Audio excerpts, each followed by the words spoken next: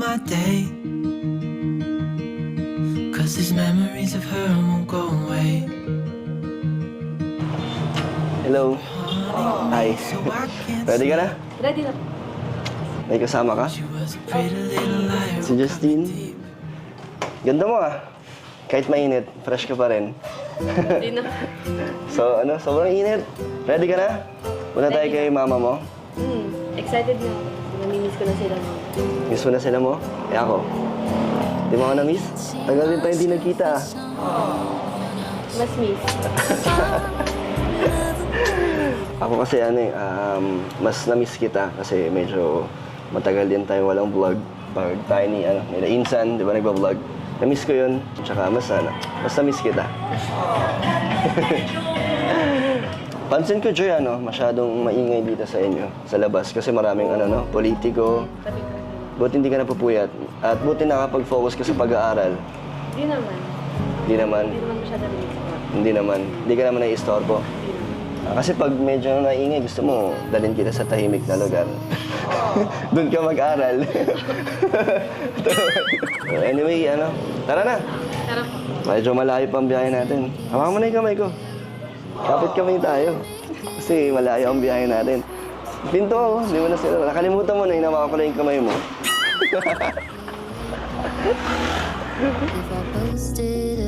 Magandang hapon.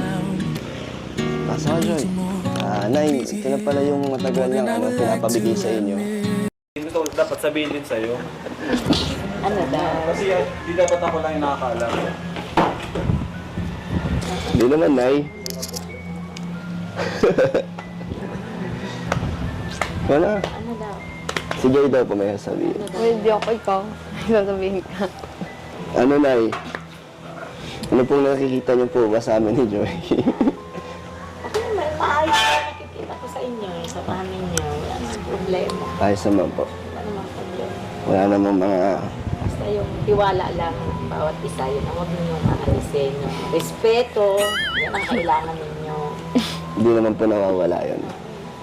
So...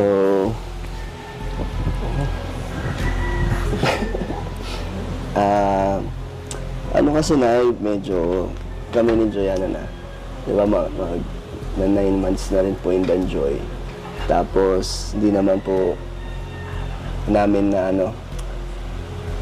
napipigilan yung pagsasama namin ni Joy minsan. Tapos, masaya naman. So, gusto namin, po, subukan ni Joy na maging, totohanin yung love team.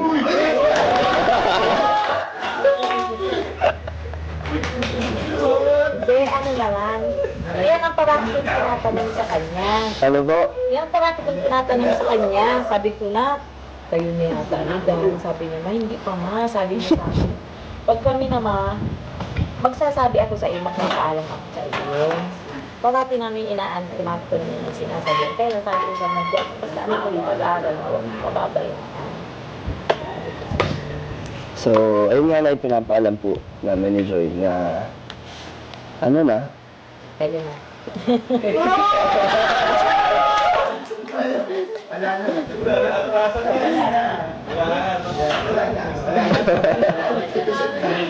ano na ano ba nararamdaman niyo? Sige, masaya ako para sa Masaya ka po? Oo, masaya ako para sa masaya. Parati ko po nang nakausap ko man siya. Yun naman ang sabi niya sa akin. Sabi niya, Mama, kung ako ay magkakaroon ng boyfriend, sabi niya, ikaw yung unang makakaalam. Sabi niya. Kaya wala mang bagang naliligaw dyan, ikaw yung magkakaroon. Kaya nga, wala nga, ikaw lang. Congrats. Enjoy, congrats. Nay, ano ako? Sabi mo, magsasabi ka sa akin. Wala yun. Oh, ano yun? Sabi ko, ako yung unang makakaalam. Ano yun? Kaya na nga na kami na ni Dan. Ano naman problema? Wala naman problema. Diba sabi ko naman sa iyo, may isip ka na, may isip na kayong dalawa. Sa inyo. Ba't sa akin kay Dan? Sinisisi ka, basta na. Wala namang problema. Mas maganda nga yung nagsasabi. Pero yun naman ang parati kong tinatanong sa kanya. Parang naiyak si nanay. Hindi naman. Nalulungkot ko ba? Nalungkot ka rin kasi may boyfriend si Joy. Ay, hindi. Hindi. Yun lang ang gusto ko noon pa eh. Oo, yung mga yung gusto ko noon pa na magkaroon siya ng ano. At hindi naman di ko sukat akalain na ano. May manliligaw dyan. Si Dan na lang yata. May nililigaw dyan, di nyo lang alam. Si Dan lang yung matapang na nag... Oo. Oo. Alam nga namin, dami naligaw dyan eh. Dahil sa'yo Si David. Sino ba?